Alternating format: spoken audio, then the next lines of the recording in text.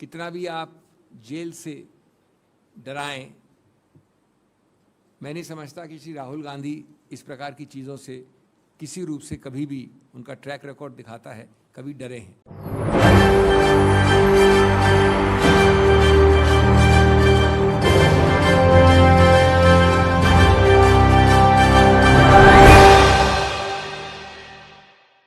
नमस्कार, SPN9 news देख रहे हैं आप। आपके साथ मैं हूं मानसी जायसवाल। राहुल गांधी की संसद सदस्यता क्या अब उन्हें वापस मिल जाएगी? इसको लेकर अब लगातार अटकलें तेज होती हुई नजर आ रही हैं। सुप्रीम कोर्ट आज अपना अंतिम फैसला सुना देगा कि आखिरकार राहुल गांधी मानहानि मामले में मुश्किलों में पड़ते हुए नजर आएंगे या फिर उनकी सारी मुश्किलें आज खत्म हो जाएंगी। दरअसल लगातार राहुल गांधी की संसद सदस्यता को लेकर बवाल मचता हुआ नजर आ रहा था। जब से मानहानि मामले में राहुल गांधी की मुश्किलें बड़ी हैं, उनकी संसद सदस्यता उनसे छिनी है, तब से वो लगातार कोर्ट के जो है झटके झेल रहे हैं। पहले सूरत कोर्ट से उनको झटका लगा, उसके बाद गुजरात हाई कोर्ट से उन्हें झटका लगा, लेकिन आखिरकार उन्होंने सुप्रीम कोर्ट का दरवाजा खटखटाया और सुप्रीम कोर्ट के चीफ जस्टिस DY चंद्रचूड़ की अध्यक्षता वाली 3 जजों की बेंच जो है वो आज राहुल गांधी के मानहानि मामले पर सुनवाई करेगी और इस पूरे मामले पर अपना फैसला सुनाएगी। देखना होगा कि क्या आखिरकार राहुल गांधी पर यहां पर बड़ा फैसला होता हुआ नजर आएगा। क्या वाकई राहुल गांधी की संसद सदस्यता उन्हें आज वापस मिल जाएगी? लगातार इस पूरे मुद्दे पर सियासत गरमाती हुई नजर आ रही है और कहीं ना कहीं जिस तरीके से यहां पर राहुल गांधी की संसद सदस्यता उन्हें वापस दिलाने के लिए अभिषेक मनु सिंह भी लंबी लड़ाई लड़ते हुए नजर आ रहे हैं। क्या कुछ वो कह रहे हैं, सुनिए। ये मैं कहना चाहता हूं कि आप लोगों ने कहा कि आप मेरे लिए इंतज़ार कर रहे हैं। हम इस निर्णय का इंतज़ार कर रहे हैं 66 दिन से, 66 डेज, और 66 दिन बाद आज 10:30 बजे जब निर्णय आने की सूचना आई तो उसके बाद भी निर्णय नहीं आया और कहा गया कि 2:30 बजे के बाद आएगा। और 2:30 बजे के बाद ये अभी इस कमरे में आने से 10 मिनट पहले मिला है हमको। तो इसलिए हम भी आपकी प्रकार इंतज़ार कर रहे थे और इसलिए मैं निर्णय को अंत में टिप्पणी करूँगा, क्योंकि मैंने भी अभी 10 मिनट पहले ही इसको सरसरी तौर पे देखा है। जैसा कि आपको याद है, ये अपील 25 अप्रैल को फाइल की थी हमने हाई कोर्ट में, उच्च न्यायालय में, और 29 अप्रैल को और 2 मई को सुनवाई हुई। उसके बाद आरक्षित हुआ और आरक्षित होने के बाद 2 मई से आज 7 जुलाई को 66 दिन बाद आया है निर्णय। मैं निर्णय में आने से पहले 4 चीज़ें कहना चाहता हूँ शुरू में। नंबर 1, विनम्रता से मैं कहूँगा कि ये जो कानूनी जुरिस्प्रूडेंस गुजरात से हमको मिली है, इसमें भी और सेशंस कोर्ट में भी, मैं समझता हूँ वो अद्वितीय है, क्योंकि उसका कानून में और कोई मिसाल नहीं है, बेमिसाल है। समांतर और कुछ नहीं है इस सब्जेक्ट में मानहानि के। मैंने पहले जो 2-3 बार आपके समक्ष वार्ता की, मार्च में भी और अप्रैल में भी इसी विषय में, तो मैंने आपको बताया था कि किस प्रकार एक पूरे समुदाय को, जो बेढब है, अपरिभाषित है समुदाय, उसके बारे में मानहानि प्रमाणित करना करीब करीब असंभव है। सीधा प्रेस वार्ता में 3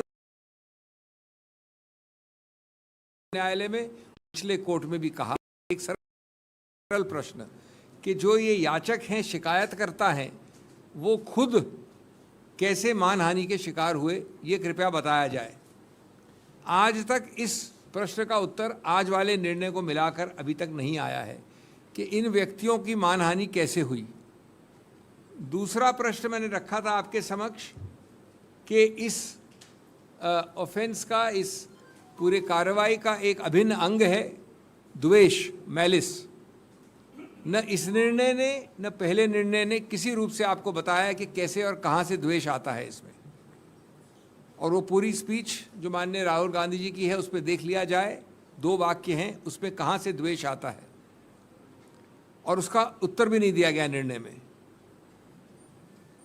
और तीसरा भी मैंने एक प्रश्न उठाया था कि इससे याचककर्ता शिकायतकर्ताओं को किस प्रकार से नुकसान, डैमेज, लॉस हुआ है, उसका भी तीनों प्रश्न ये बिना जवाब के हैं।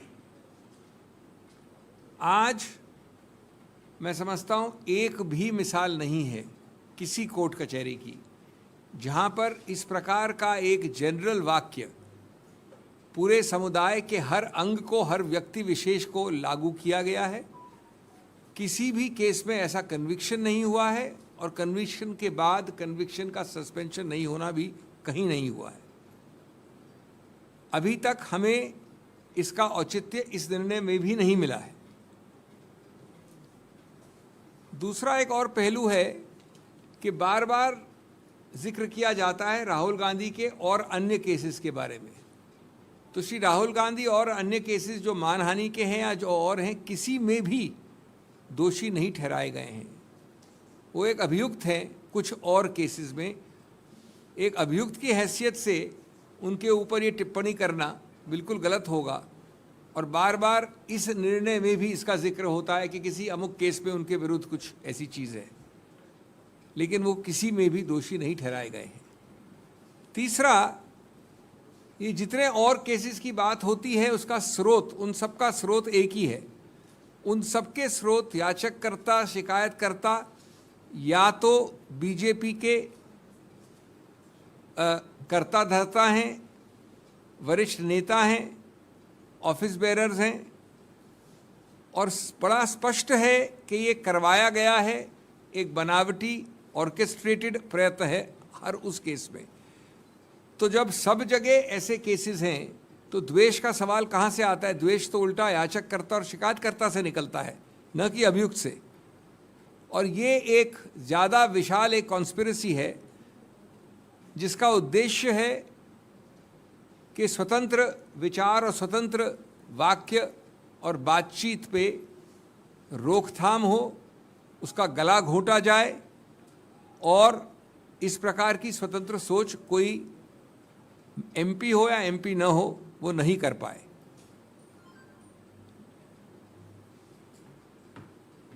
एक और विचित्र बात है, आज सुबह 10:30 बजे जब घोषणा हुई कि निर्णय आने वाला है, यद्यपि आया अभी 10 मिनट पहले, तो जिक्र किया गया वीर सावरकर के बारे में। यानी इस निर्णय का जो अभी हमने देखा है, पैरा 63 में वीर सावरकर के एक केस का जिक्र है। रोचक बात यह है कि ये वीर सावरकर का केस दायर ही हुआ है 12 अप्रैल 2023 को, और श्री राहुल गांधी का दोषी ठहराना निचले कोर्ट्स द्वारा उससे 1 महीने पहले 23 मार्च को हुआ था। इसके बारे में कोई प्लीडिंग नहीं है, जिरह लिखित रूप से नहीं हुई इसके ऊपर। जब मामला ख़त्म हो रहा था अंतिम दिवस पे 2 मई को जब मैं गया, तो अंत में दूसरी तरफ के याचक ने इसका जिक्र किया है कटिंग देके, अखबार की कटिंग। आश्चर्य है, अचंबा है, लेकिन जैसा मैंने कहा पूरी प्रकार से अप्रत्याशित नहीं है कि ये एक मेजर प्रमुख आधार बन गया है निर्णय का। एक ऐसी चीज़ जिसमें एक आरोप लगाया है, सिर्फ आरोप है, कोई दोषी नहीं है, 1 महीने बाद ओरिजिनल कंप्लेंट के। मैं ये भी कहना चाहूँगा कि इस बारे में कोई आपको